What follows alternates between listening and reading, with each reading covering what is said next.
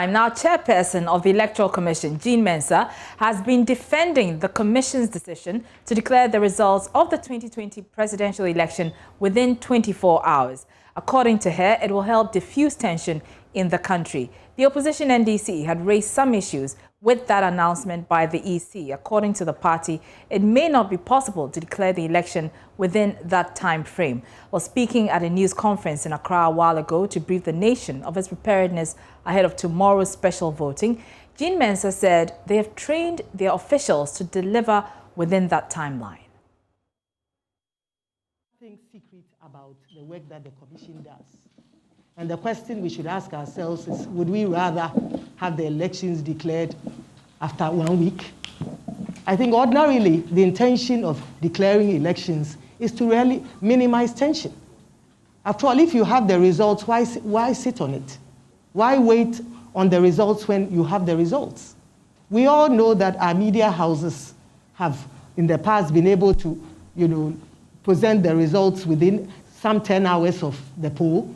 And so if you put in place systems to ensure that you receive the results on time, why the panic? I think the panic should rather be if the EC says it will declare the elections after 1 week, then we should be panicking. But if you're bringing in efficiency and allaying the fears and suspicions of persons, I think that this should be commended and encouraged. And rather, we should all work together to achieve this. I think it's a very simple process. Our processes still remain virtually manual, and the EC is not engaging in some complex electronic transmission of results to enable us to achieve that. It's still a very simple process.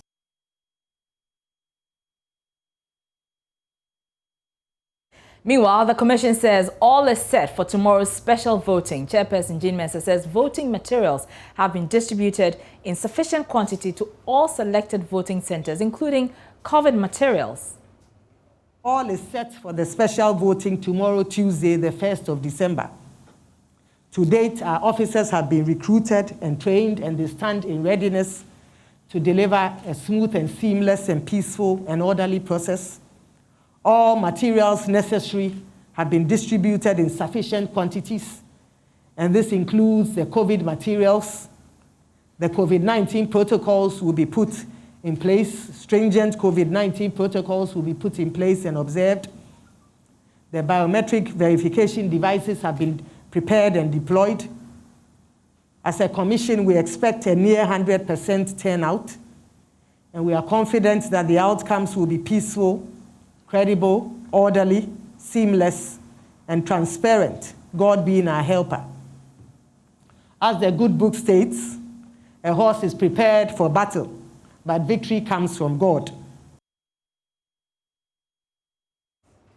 My colleague Kwesi Parker-Wilson sat through that press conference. He joins me in studio now with more. Parker, she's also been refuting allegations that the Commission prevented some security men and media men from being added to the special voters register. Well, that's correct. That's correct, because the NDC had alleged, and a security analyst, Adam Bona, have all alleged that the Electoral Commission deliberately took out names of some security personnel detailed to monitor the election 2020.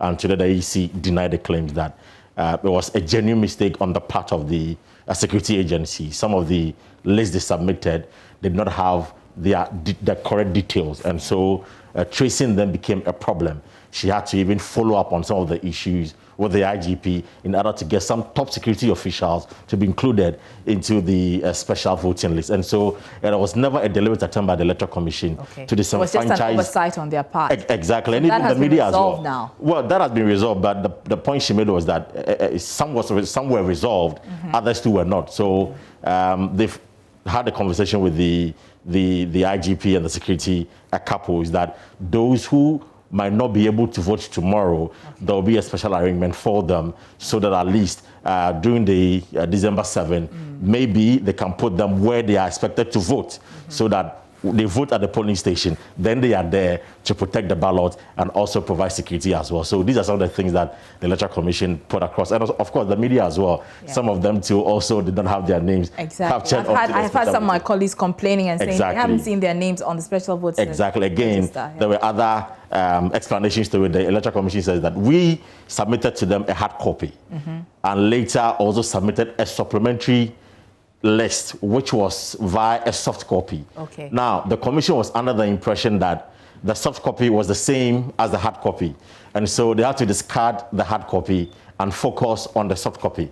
Oh. Unfortunately for us, the hard copy contained a number of media houses and or journalists who were supposed to vote during the special voting that is tomorrow. Right. But unfortunately, the soft copy just contained a few, so tomorrow as well, just a few media outlets will go in to do the special voting. So that explanation has been made as well. Okay. And again, there were concerns about missing names from the register. Yes. The EC addressed that as well, and she indicated that some individuals during the exhibition exercise could not locate their names in the register, but they had their voters' ID. Right. They have reconciled all the lists, and indeed, they have come to the conclusion that the voters' ID they carry or they hold is a valid one, and so they have created a special list as well for them at their various polling stations. Okay. So where there are issues like that, these individuals, when they go to their polling station, though their names will not be on the main register, but on the special register that they've created for these individuals. And she also admonished